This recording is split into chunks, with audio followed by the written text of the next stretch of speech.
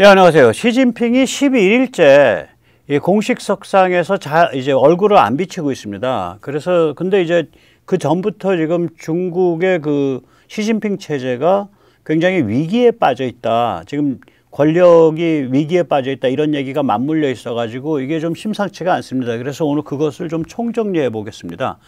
지금 이제 투표가 아마 거의 80% 가까이 79%대에서 아마 마감될 것 같은데요.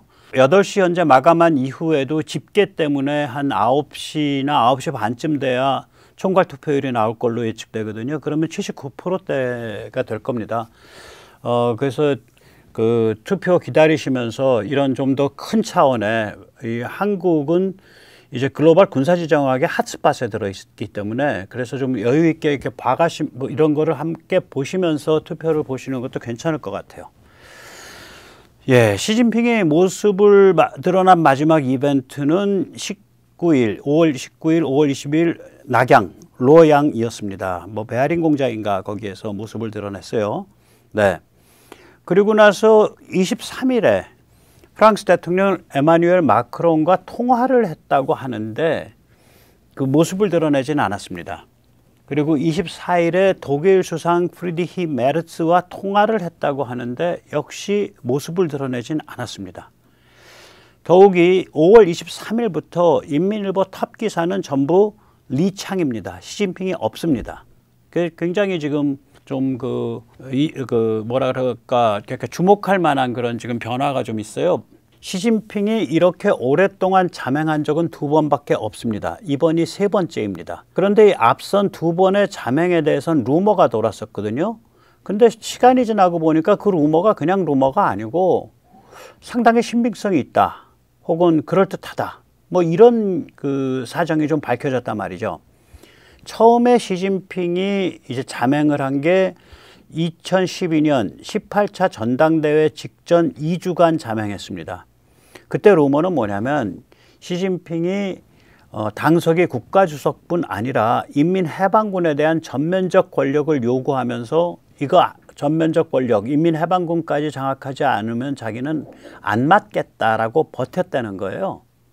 근데 실제로 2012년 그 일 이후로 시진핑의 권력은 무소불위가 됐죠. 그래서 이게 루머가 뭐 말이 된다 이렇게 되는 거예요. 그 다음에 2024년 7월 말에서 8월 초까지 자맹했습니다. 작년에. 그때 루머는 시진핑의 건강이 엄청 약화됐다. 그런데 그 이후에 시진핑을 보면 어그작 걷잖아요.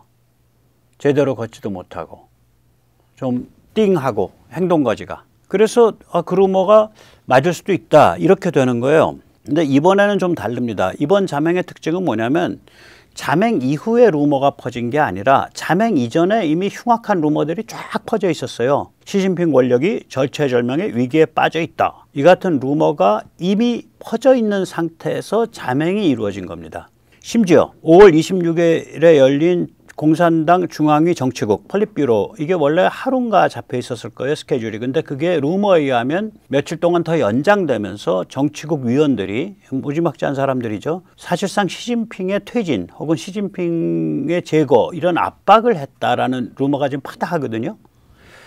네, 여기서 잠시 세뇌 탈출 자유구동력 부탁 말씀 올리고 좀 더 중국 초특급 지배 집단의 속사를 들여다보도록 하겠습니다. 아시다시피 세뇌 탈출은 광고가 잘 붙지 않습니다. 붙더라도 천천히 붙는 경향이 있습니다. 도와주시면 보다 좋은 컨텐츠로 찾아뵙는 데 커다란 힘이 되겠습니다. 감사합니다. 거기다가 시진핑 가족도 일체 모습을 안 보이고 있는 거예요. 그게 더 이상하죠. 5월 25일 인민일보는 짧게 광종혁명기념관, 이게 이제 한자를 읽으면 관중혁명기념관입니다. 그것의 개관 소식을 전했습니다. 시진핑 아버지 시중신의 영묘, 모솔레움, 그러니까 묘역이죠. 아주 거대한 묘역이 이 산서성 푸핑에 있거든요. 그런데 이 혁명기념관도 산서성 푸핑에 세워진 거예요. 그럼 이건 누가 봐더라도 시중신과 연관된 거 아니야. 그러면 마땅히 시진핑의 남자동생 시 위안핑이 참여했어야 마땅합니다. 이 남자동생 이렇게 생겼어요. 예. 시 위안핑. 이 광종혁명기념관의 개관식에는 샨시성, 그러니까 산서성 고위직이나 중앙당 선전부 간부 혹은 시진핑 가족 중 단 한 명도 참석하지 않았어요. 근데 이 혁명기념관이 앞에서 보셨듯이 이게 뭐 어마무시합니다. 예. 어마무시해요. 그냥 이런 건물 하나만 있는 게 아니라 굉장히 거대한 컴플렉스에 이렇게 돼 있는 거예요. 마치 뭐 금수산궁전처럼 돼 있어요. 그럼 이렇게 수백억 들여서 이런 무시무시한 걸 시중신의 영묘, 시중신의 거대 묘역이 있는 그 푸핑에 지었다면, 그리고 혁명기념관이니까 당연히 이건 시중신을 중심으로 다룰 수밖에 없는데, 그 지역 출신으로서 그 지역 활동을 한 사람. 그런데 여기에 당의 선전부 간부, 산시성 고위직, 그 다음에 시진핑 친척, 피부치 아무도 안 온 거예요. 그래서 야, 이거는 좀 그렇다. 네. 루머는 더 흉흉해요. 시진핑 아버지 시중신의 그 부수상인가까지 했었죠. 시중신의 그 영묘 안에는 원래 시중신 기념관, 여기 보면 시중신 기념관이라고 돼 있죠. 예, 왼쪽 그림입니다. 그게 있었어요. 이거를 시진핑이가 뭐 한 3, 4년 전에, 4, 5년 전에 한참 힘받을 때 보다 크게 지어서 옮기려고 지어서 완공을 했는데, 최근에 시중신이란 이름을 기념관 간판에 걸을 수 없는 처지가 되니까 관중이라는 이름을 걸었다. 간판가리를 했다. 지금 그 루머가 돈다고요. 그러면 시중신이 왜 그렇게 견제를 받아? 시중신 영묘에 대해서는, 시중신의 초대형 묘역에 대해서는 중국의 지배 집단 안에서 이미 잡음이 있었어요. 우선 첫째, 시중신 이 묘역이, 영묘가 명건국 황제 주윤장 묘역의 4배입니다. 그 다음에 중국, 대륙 중국도 그렇고 대만, 중화민국도 그렇고 국부를 손문으로 모시는데 손문 묘역의 9배예요. 그리고 모택동 묘역 및 등소평 묘역보다 커요. 시중신 묘역이. 거기다가 묘역 안에 기념관이 저렇게 있는 거, 이게 지금 기념관이죠. 시중신 기념관. 이 묘역 안에 있거든요. 묘역 안에 기념관이 있는 것은 모택동과 시중신 뿐이야. 등소평도 없어. 손문도 없고. 그러니까 이건 1인 숭배 가는 길이다야. 뭐 자기 아버지 별것도 아닌데 모택동 뭐 등소평에 비하면 뭐 저렇게까지 모셨냐, 이런 그 잡음이 많았다고요. 그런데 이제 시중신이 몇 년 전까지만 해도, 3, 4년 전까지만 해도 권력이 굉장히 강했으니까 시진핑이 묘역 안에 있는 기념관보다 더 큰 아주 제대로 된 기념관을 묘역 부근에 만들고, 같은 푸핑이에요. 그리고 그걸로 이제 그 시중신 기념관이란 간판을 그쪽 새로 만들어진 큰 컴플렉스에다 걸고, 뭐 이거는 보조기념관으로 쓰고, 이런 계획이었다, 루머에 의하면. 그런데 시진핑이 권력에서 몰렸기 때문에 그걸 그냥 시중신이라는 이름을 새 기념관에 걸지를 못하고 광종혁명기념관, 관중혁명기념관이라고 걸었다, 이렇게 루머가 지금 퍼져요. 말이 되는 루머죠. 예. 그런데다가 인민해방군 안에서 벌어지고 있는 살벌한 숙청 때문에 시진핑 권력 위기설을 단순한 루머로 볼 수 없어요. 이 권력은 총구에서 나온다, 이게 모택동의 말이죠. 이걸 무장투쟁 노선이다, 이렇게 이제 한국 좌빨들은 이해를 했었는데 아닙니다. 공산당 권력은 인민해방군에서 나온다는 얘기예요. 다시 말해서 당 까불지 마라. 말 안 들으면 군으로 밀어버린다. 실제로 문혁 때 그랬으니까. 그리고 이 인민해방군은 바로 나 마오쩌둥, 나 모택동의 새끼들이야. 실제로 모택동이 인민해방군을 그런 식으로 만들고 그 군사사상을 주입한 사람이니까. 이게 그 뜻이거든요. 그래서 인민해방군이야말로 중국 체제의 최후의 주춧돌입니다. 그러니까 헌법에도 나오지만 인민해방군의 제1 사명은 국가 보위가 아니에요. 당 보위예요. 인민해방군이 존재 이유 자체가. 이 허홍준 인민해방군 정치공작부 부부장이 5월에 반부패 혐의로 조사 중에 자살했다는 루머가 요새 돌아요. 정치공작부는 정치공작뿐만 아니라 인사를 함께 합니다.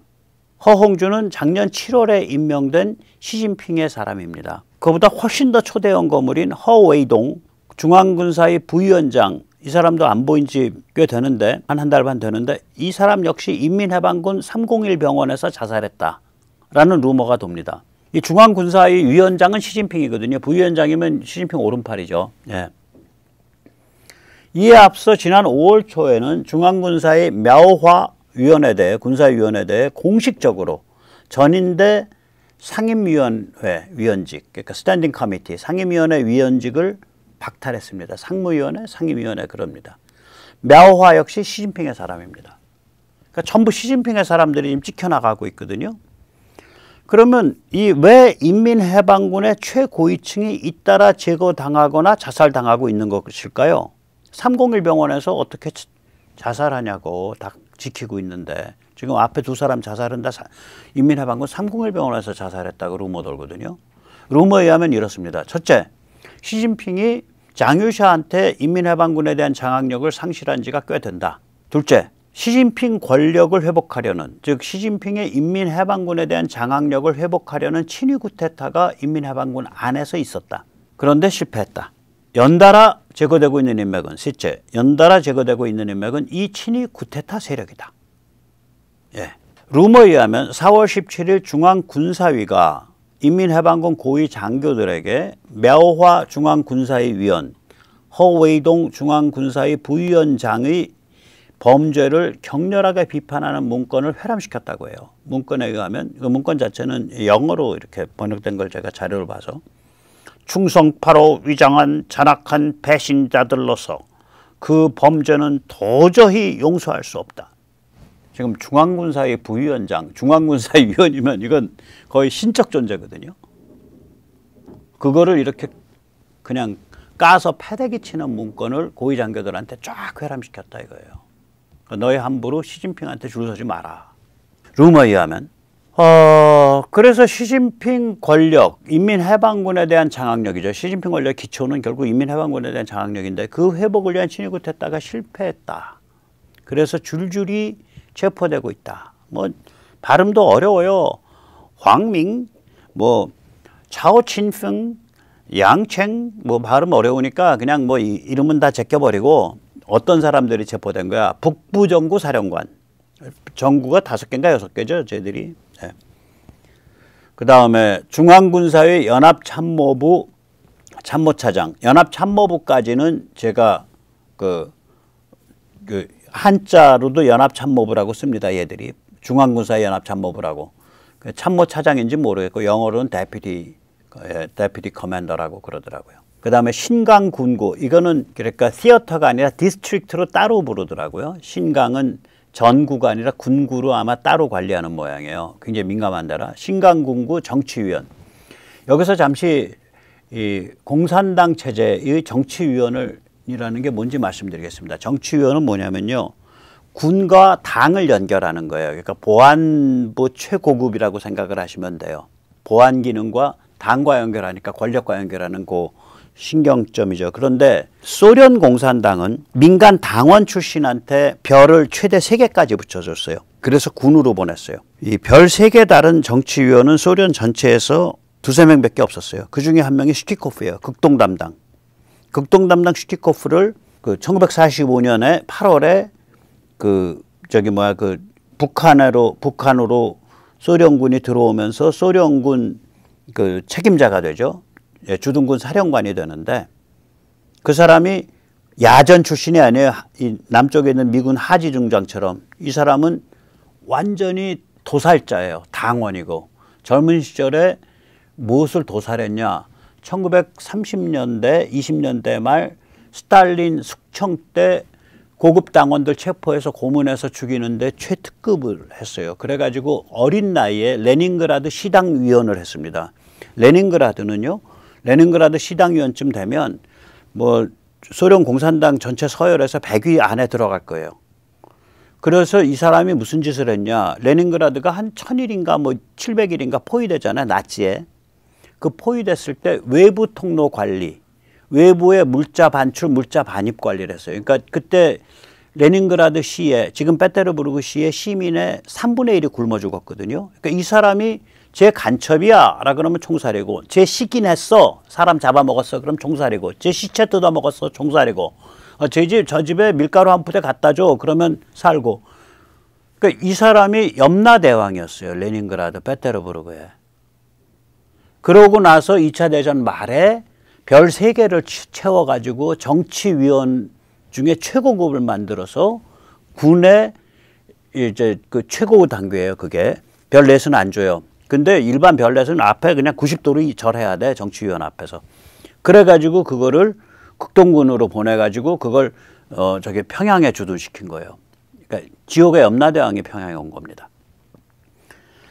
그런데 소련은 당원을 군복을 입혀서 정치위원을 보내요. 그러니까 군이 당의 아래에 있죠.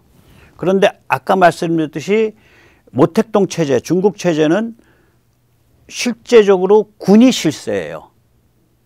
군이 실세예요. 문혁 때도 그 초기에 그 학생들 동원해서 당을 조질 때 군에서 해라 부추겨 가지고 조졌어요. 어린애들이 빨간 한장 차고.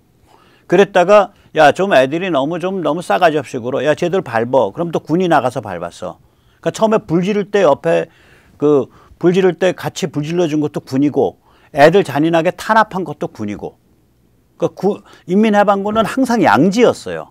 중국 역사에서 보면 중국 공산 체제의 역사에서 보면. 그래서 중국은 정치위원을 군에서 당으로 파견해요. 그러니까 군인을 민간인화 시켜가지고 당으로 보내는 거예요. 군복 그냥 입힌 채로. 그러니까 소련 공산당 체제의 정치위원하고 중국 공산당 체제의 정치위원은 방향이 서로 다릅니다. 소련은 민간 당이 군으로 보내서 군을 통제했고요. 이쪽은 중국 공산당 체제는 군인을 당으로 파견해서 당을 감시하는 거예요. 그러니까 신강 군부 정치위원이라 그러면 이게 실세 중에 실세라고요. 신강 지역을 컨트롤한, 신강이 전략 요충지잖아. 중앙군사의 판공청 전 청장, 이건 나중에 설명됩니다. 이거 굉장히 중요한 기구예요. 중앙군사의 판공청 현 청장, 이게 다 숙청됐다는 게 최근에 쿠데타 실패하면서. 이 중 특히 중앙군사의 판공청 청장에 주목해야 됩니다. 중앙군사의 판공청 청장은 군부 장악을 위한 시진핑의 비서입니다. 당에 있어서 서기처 제1서기, 그러니까 서기장은 시진핑이지만 처음에는 서기처 제1서기, First Secretary가 이게 이제 그 당 서기처를 실무 살림을 살거든요. 그게 지금 차이치 아니야. 그게 지금 실제적 2인자잖아. 무시무시한 실세예요. 시진핑의 오른팔, 입속의 혀 같은 인간인데 왼쪽. 그러니까 당에 있어서 서기처 제1서기가 하는 역할을 군에 있어서는 판공청 청장이 하는 거예요. 잠시 차이치 얘기를 하면 이게 신복 중에 신복인데 요즘 좀 이상한 행태를 보입니다. 어떤 이벤트에 가서 연설을 할 때 원래 항상 시진핑 혹은 시진핑 사상 이런 거를 언급을 하는데 요새는 시진핑 혹은 시진핑 사상을 전혀 언급을 안 해요. 차이치가. 네, 그것도 좀 이상한 증상이에요. 군부 숙청에 대한 루머는 정말 살벌합니다. 아래 거론되는 사람들도 숙청됐다고 합니다. 그러니까 린샹양, 뭐 이름도 힘들어. 예, 왕인데 왁이라 그랬네. 왕후빈, 왕슈빈, 이거 잘못 썼어요. 왕슈빈, 왕하이징, 이거 전부인데 이것도 이게 빨간색 글자를 보세요. 동부정부사령관, 인민해방군, 그러니까 네이비 커맨더, 해군사령관, 그다음에 전 남부정부사령관, 서부정부사령관, 그러니까 다 초토화시킨 거예요, 그냥 시진핑 인맥을. 이 리스트가 요새 점점 길어지고 있어요. 아래 거론되는 사람들 숙청됐다 그래요. 그러니까 친슈동, 인민해방군 정치위원 중에 총괄대장. 무시무시한 사람이죠. 보안사령관 겸 기타 등등 다 하는 거지, 이게. 인민해방군의 최고 실세지. 그 다음에 친쉥샹, 중앙군사의 판공청 천장, 그 다음에 해군 정치위원, 전 중앙군사의 후동보장부라 그러더라고요. 이걸 후동보장부인데 이게 뭔가 할 때 병참본부예요. 로지스틱스, 예, 그거더라고요. 병참본부 본부장, 그러니까 부장, 전 육군총장, 아미 커맨더라고 돼 있어요. 그 다음에 전 인민무장경찰부대, 예, 살벌한 데죠. 인민무장경찰부대 부대장. 예, 살벌합니다. 그래서 뭐 선거 결과와 상관없이 우리가 좀 크게 봐야 돼요. 저희들 끝났습니다. 우리가 고달프고 우리가 뼈가 좀 부러지고 내장이 좀 흘러나올 수는 있어, 대한민국이. 그러나 대한민국이 좀 뼈가 부러지고 멍이 들고 그러나 망하진 않아요. 왜냐? 저희들 뿌리가 끝났어. 저희들 종종 좌파의 뿌리는 두 가닥입니다. 베이징과 워싱턴의 뿌리를 내리고 있습니다. 평양의 뿌리 안 내리냐. 제가 종북이라는 용어 잘 안 쓰잖아. 그 일찌감치 교체됐어요. 예. 베이징에 있는 뿌리도 끊겼고, 베이징이 깔아앉고 있으니까, 워싱턴에 있는 뿌리도 끊겼어요. 워싱턴에 박히고 있으니까. 우리 자신의 역량이 이슈일 뿐입니다. 첫 번째 뿌리 뭐냐? 중국 공산당 베이징에 내린 뿌리예요. 더불당이 중국 공산당과 당교와 업무 협약을 맺었잖아. 당교라는 게 그 최고 권력자가 당 혹은 최고 권력자에 내정된 사람이 당내에 인맥을 구축할 수 있는 공식 기구예요. 그러니까 당교를 통하지 않고 인맥 함부로 구축하면 골로 가. 사조직이니까. 야, 북한 따르는 거 아니야? 저는 그렇게 안 봐요. 제가 그래서 이석기를 좀 특이하다 보는 거예요. 눈치 없는 순정파 및 일선 일부만 종북 평양 충성파예요. 왕년에는 젊었을 때, 20대 때, 80년대 말, 90년대 초에 평양 면허를 받긴 했겠지, 일부는. 그러나 방구깨나 끼는 자들은 평양 면허 받았던 사람들 혹은 그 주위 사람들 중에 방구 좀 낀다 그러면 전부 다 베이징 커넥션으로 갈아탔다고. 바보 아니에요, 쟤들. 갈아탔어요. 두 번째 뿌리는 뭐냐, 쟤들의? 워싱턴에 있는 뿌리입니다. 친중 하이퍼글로벌리즘 해체주의의 뿌리를 대고 있어요. 이 하이퍼글로벌리즘이랑 배가 잘 맞아. 친중 하이퍼글로벌리즘이랑. 왜? 여기 관점이 이거거든. 세계시장과 돈이 전체주의자들을 구원해요. 세계시장과 돈이야말로 구세주의고 구원자입니다. 우리 서방은요, 더 이상 강력한 공화국, 더 이상 강력한 주권국가가 이제 필요 없어요. 국가를 겨냥한다고. 서방의 공화국 체제를 겨냥해요, 얘들이. 그러니까 거기서 배울 게 많아. 그리고 거기 애들이 여기에 종중 좌빨에 대해서 너그러워. 동지적 관계야. 그러니까 워싱턴에 뿌리 대고 있었다니까, 얘들이. 세련돼 있는 애들이에요. 우리같이 땀 흘려서 일하는 이른바 애국, 이른바 보수, 진짜 애국, 진짜 보수만 순진하게 산 거예요. 얘들은 지들 세상같이 기세등등하게 살았어요. 30여 년을.